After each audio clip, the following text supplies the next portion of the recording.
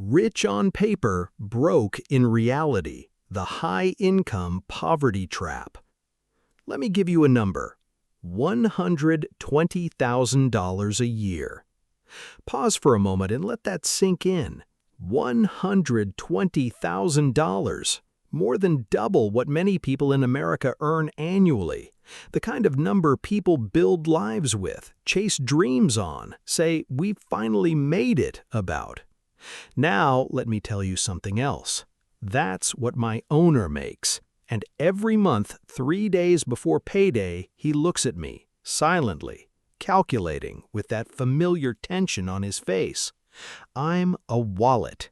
And as the wallet of a man earning $120,000 a year, I'm telling you this, I'm almost always empty. Chapter 1. Meet the Paper Rich.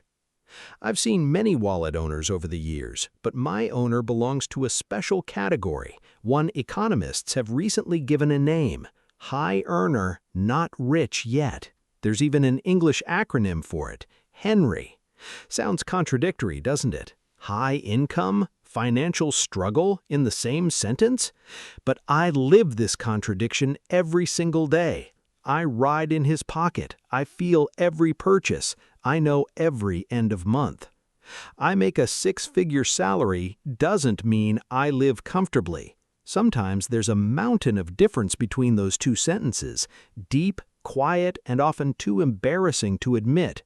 Because income is just a number, but wealth is something else entirely. My owner hasn't fully grasped that yet, but I understand. I see everything.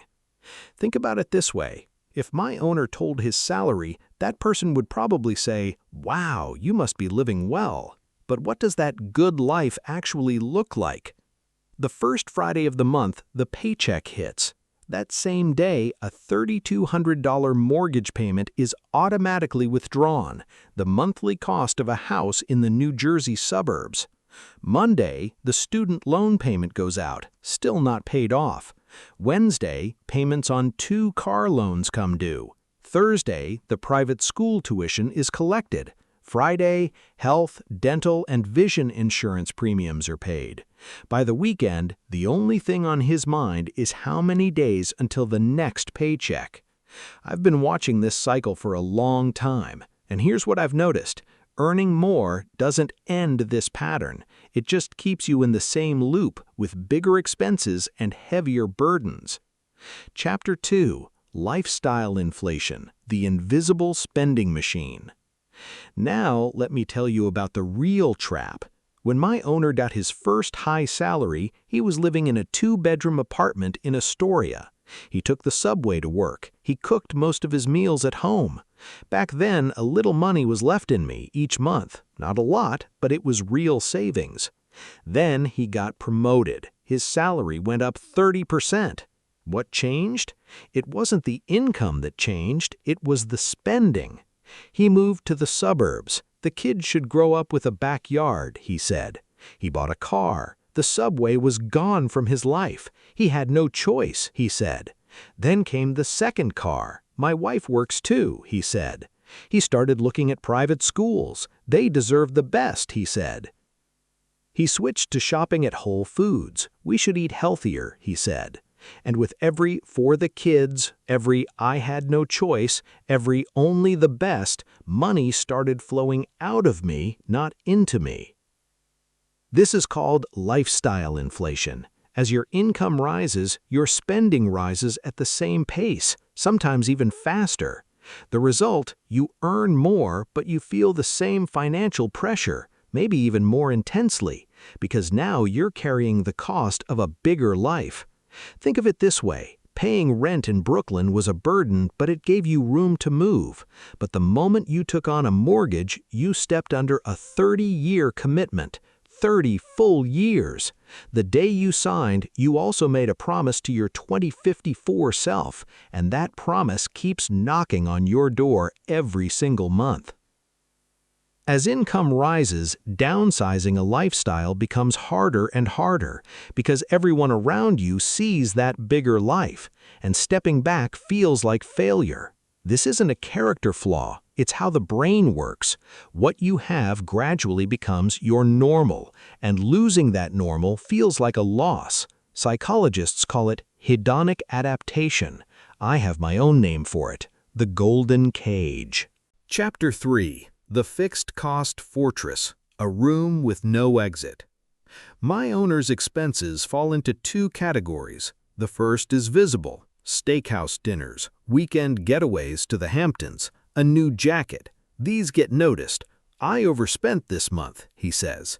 These are theoretically reducible. The second is invisible, and that's where the real danger begins. Fixed costs, expenses paid regularly, inevitably, and automatically every single month. Mortgage payment, 2 car loans, car insurance, student loan, yes, still, private school tuition, health insurance. Even with the employer covering part of it, what's left is still steep.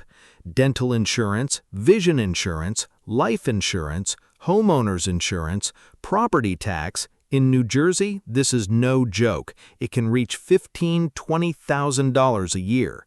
Electricity, water, heating, internet, 2 phone plans, Netflix, Hulu, Disney+, Spotify, Amazon Prime, iCloud storage.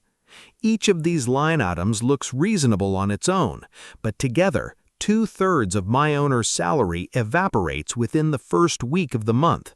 On paper, it's a 6-figure income. In practice, the money he actually controls isn't much different from what a middle-income family manages. And here's the real trap. Fixed costs aren't flexible. You can skip a restaurant for a month, but you can't skip the mortgage. You can't pull the kid from school. You can't sell the car and suddenly take the subway from the suburbs to Manhattan. There is no subway. This is why the high-income poor live in an invisible cage, golden bars, and every bar is a fixed cost. Chapter 4. The Silent Bill of Social Comparison. Let's be honest now, really honest. High earners are often surrounded by other high earners, colleagues, social circles, parents from their children's schools. And in these circles, there's an invisible but powerful benchmark. What is everyone else doing? Everyone sends their kids to private school. Everyone vacations in Europe in the summer. Everyone drives a Tesla or BMW to meetings. Everyone has renovated their kitchen. Everyone has a sub-zero fridge. Everyone? No, but it feels that way. Instagram amplifies this feeling. What you see is a carefully curated highlight reel of reality. But the brain doesn't take the average as a reference. It takes those bright highlights. And eventually, my owner starts asking himself, am I falling behind? That feeling turns into a spending decision, and that decision comes out of me. Behavioral economists call it the social comparison effect. I have a simpler name for it: the bill you pay to look like you belong. Here's the creelist contradiction of high-income poverty. People sometimes give up the opportunity to actually become wealthy in order to appear wealthy. Instead of building net worth, they're purchasing the perception of net worth. And I, the wallet footing the bill for that perception, empty out a little more each time. One day, my owner attended a business dinner. Everyone at the table was quietly watching each other. What did each person order? What did they drink? Who pretended not to see the check?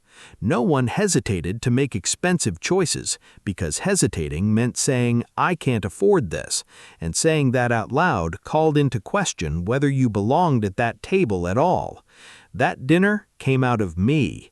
$150 a person, close to $200 with the tip. On the way home, my owner said, that was a nice evening. I felt the emptiness growing inside me. It was a nice evening, yes, but who paid for it? Me, and every saving that had been accumulated before me. Chapter 5. The I'll fix it when I earn more delusion. One day my owner said, once I get the next raise, everything will be fine. The moment I heard that sentence, something inside me tightened, because I had heard those same words before, when he hit 80,000, when he crossed 100, when he reached 120. I'll fix it when I earn more. That sentence is the high-income poor person's prayer. But what I see is a different truth. Every time a raise comes, life grows with it. New opportunities bring new expenses. New status creates new expectations. The salary goes up, but I can no longer grow. Research from Princeton University by Daniel Kahneman and Angus Dayton pointed to the same conclusion for years. Beyond a certain income level, additional earnings contribute noticeably less to day-to-day happiness. Later studies revisited this threshold, but the core finding held.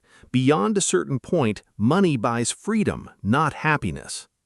That's why the solution isn't earning more, it's changing how you manage what you earn.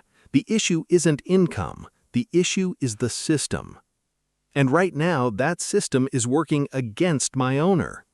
My owner has an acquaintance, same industry but earning less, $85,000 a year. Renting in Queens, 1 car instead of 2, no car loan. His child goes to public school.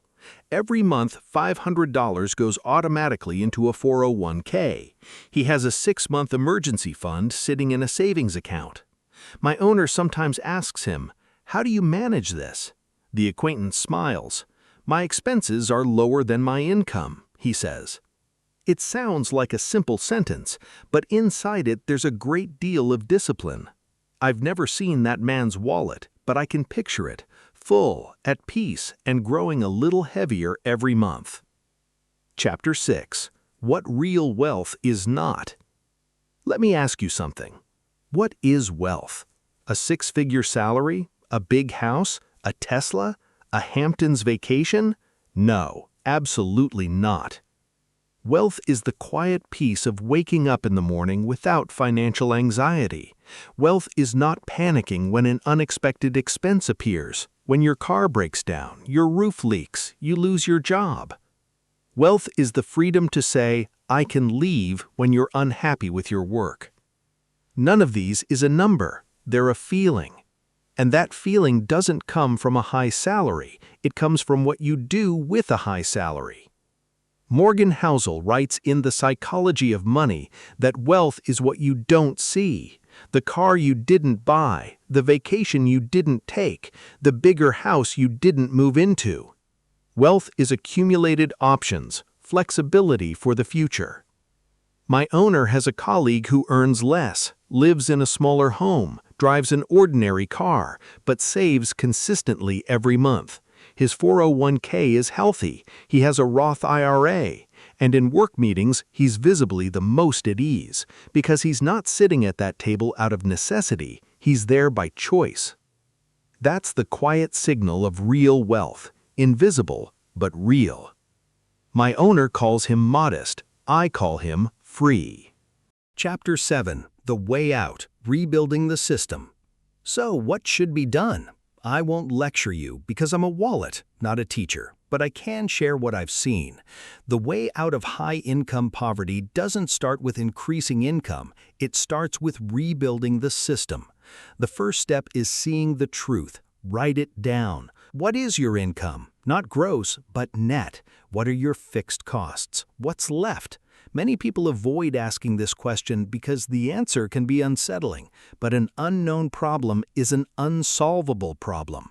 My owner avoided this question for years. He knew the numbers intuitively, but didn't want to see them on paper, because paper makes denial harder.